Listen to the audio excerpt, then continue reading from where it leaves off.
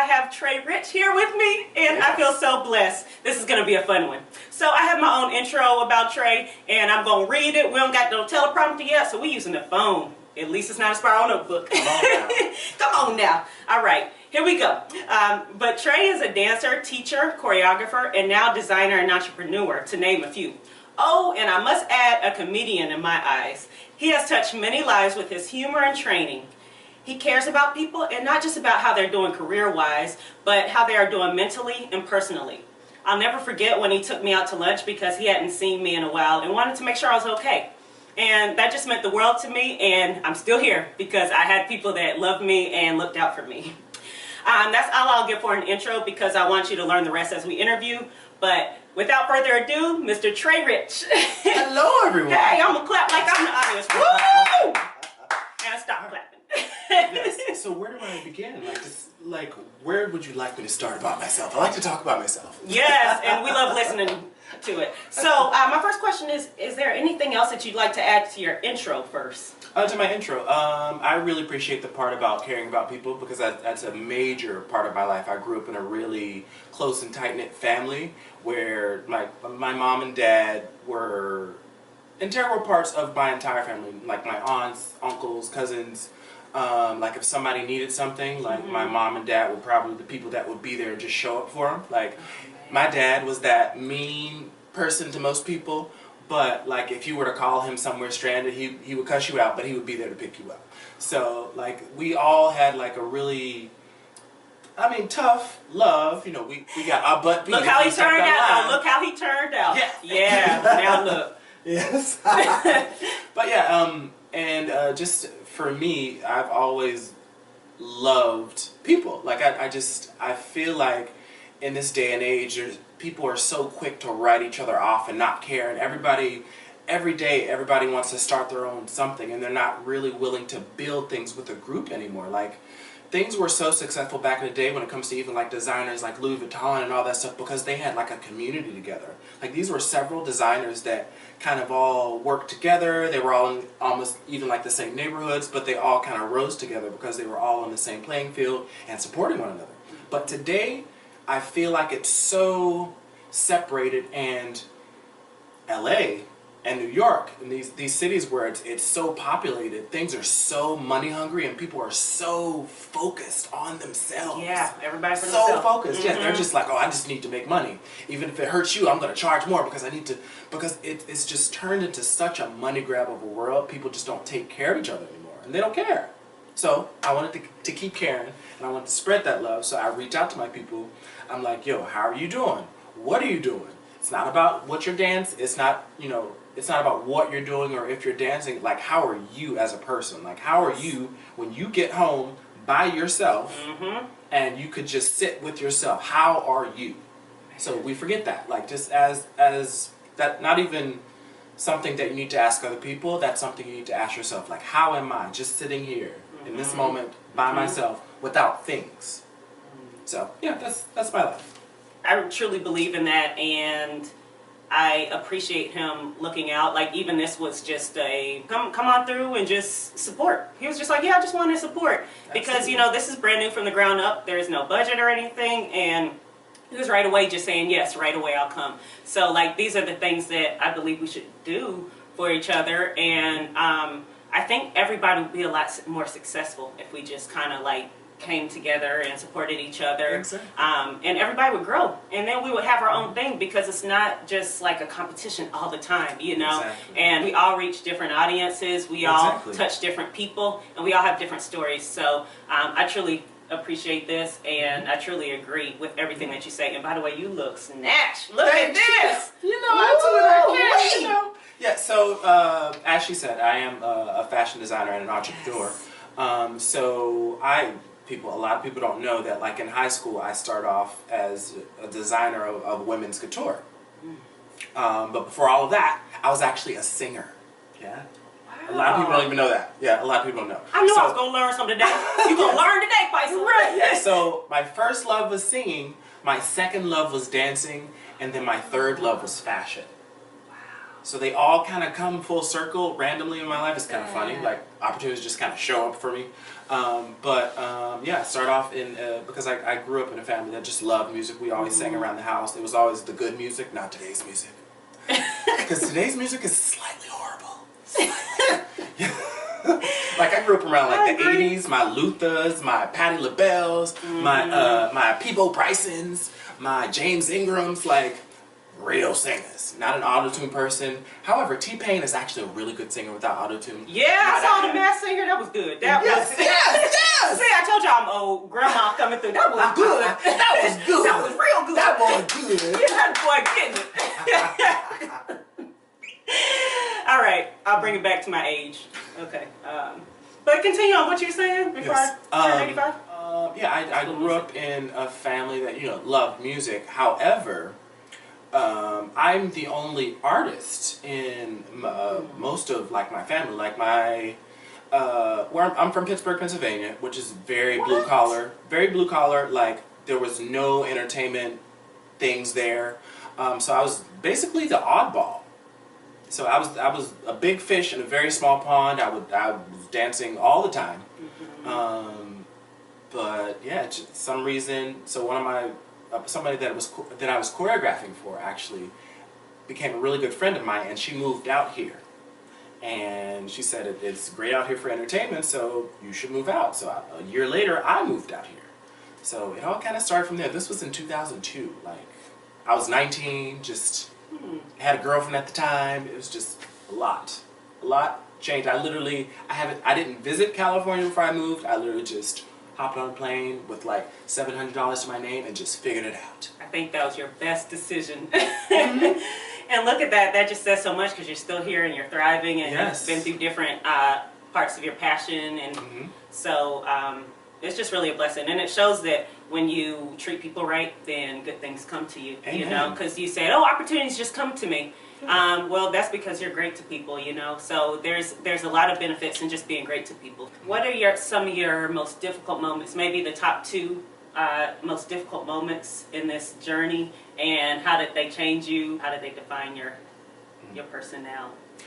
Okay. So my most difficult moments were, I think it was the earlier years, but every now and again I still have a moment where I'm just like, oh. I'm in some shit, but because being an artist, I'm still an artist. So I just happen to be like an artist right now with a kind of stable lifestyle and paycheck. But every now and again, some shit hits the fan. A car situation is gonna happen that damages your savings that you had. But in the beginning, it was things like, where is my rent gonna come from now? Since I'm auditioning to be a dancer and just work study, not making much money here at Millennium or whatever, like where is my next paycheck going to come from? How am I going to make that rent? So those were some of my most difficult moments when I first moved here, when I was trying to figure it out. Like I had to hop from place to place, like sleeping on a couch here, sleeping on a floor there, eventually getting a room here. And then in LA in general, it's a culture shock. Particularly for me, because I came from a town where it was just black people and white people. The Asian people that I knew literally worked in the nail shops. It wasn't just like you had an Asian neighbor. Like literally in my school, out of 500 students, probably 493 of them were black. 3 of them were white. The rest of them were other. Which could have been like a mix with Latino and black, could have been like black and Indian, could have been an Asian-ish person. But like I went to a school with all black people. Wow. And, is that the same for you, Lindsay? Because I didn't know he was from Pittsburgh like you. Right, yeah. She may have had the opposite effect. Maybe like majority white and a few black. Yeah. But that's really interesting. So like moving to California, and I moved to North Hollywood at that. It was a huge culture shock. And where I moved to was like Sherman Way and the 170 was a huge Latino population. And not that I was, actually I'll say I was ignorant because I literally didn't grow up around those people. So I was like, wow, Latinos. This is what this is. Like literally there was a fiesta every other night. It was loud music. There was food everywhere. I was like, this is kind of awesome. Yeah, I can agree. It was a huge culture shock for me moving here. It's like moving to Mexico. The population in that area is Mexican, not even just Latino, it's Mexican. Right. And when you live out here, people can't imagine being somewhere without Latino. People can't imagine like being like that, because even where I work now, I would say 90% is Latino or Mexican. Yeah, so I really love it, and it's my regular job, but I'm like, man, like just the inclusion and the feel of family is really needed in my life, which kind of kept me grounded, you know. Yes. Which is also hard if I like did get like a dance job, or if I was doing that all the time. Sometimes the feel isn't quite the same. Right. For me, it's individualized, but for me, so it would be kind of difficult for me to. Okay. Yeah, a lot of people just kind of have seen like the dance stuff of me, and then like recently like the fashion stuff of me, but they don't know like my background. So.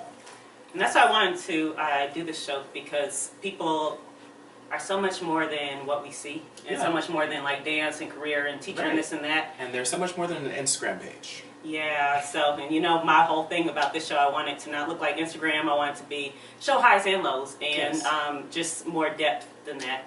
It's funny that you mentioned that you want to see the highs and lows versus just the pretty Instagram picture, but because actually the lows is when you grow the most and you learn the most. So like when you're down to your last like $10, you figure something out that you wouldn't figure out if you had $100 in your pocket. So even if like when it comes to being an artist, you have to be very crafty about like figuring out how to make the next paycheck or something come in. Like you have to do like side jobs, odd jobs. Some people do something strange for a little bit of change, but hey, prioritize, yeah.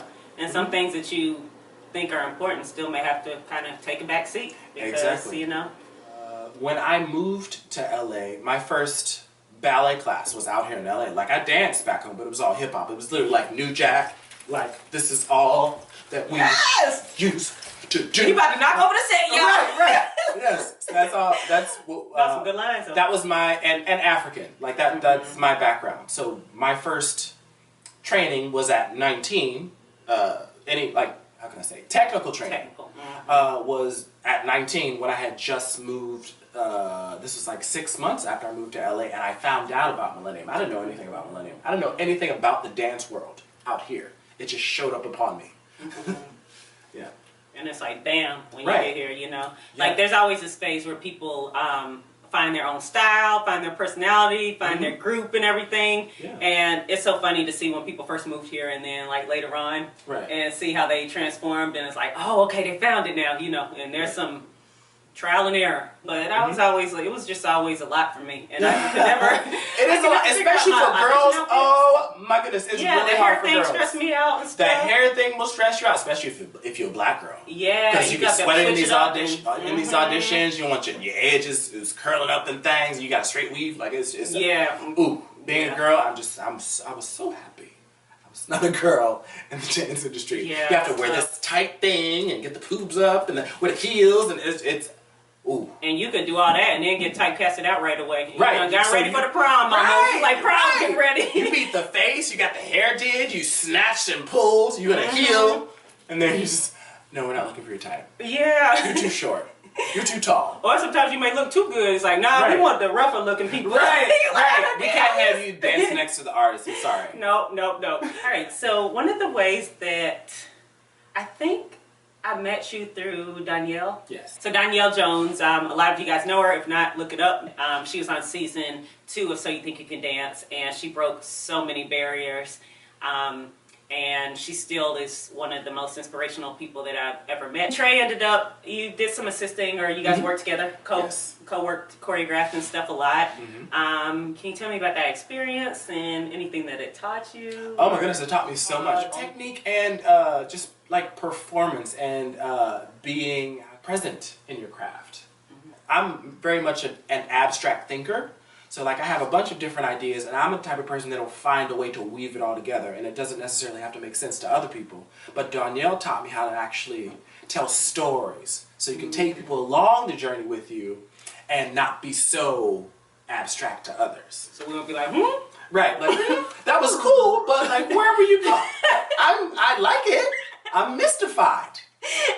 Yeah. When I was in college, we used to have these papers we had to write with the contemporary dances. My mom used to say, I feel so sorry for them. They didn't know what to put with their paper. And she said she would sit beside them and she'd be like, I don't know, baby, but Right, good I luck. don't know, baby. Good luck. I don't know.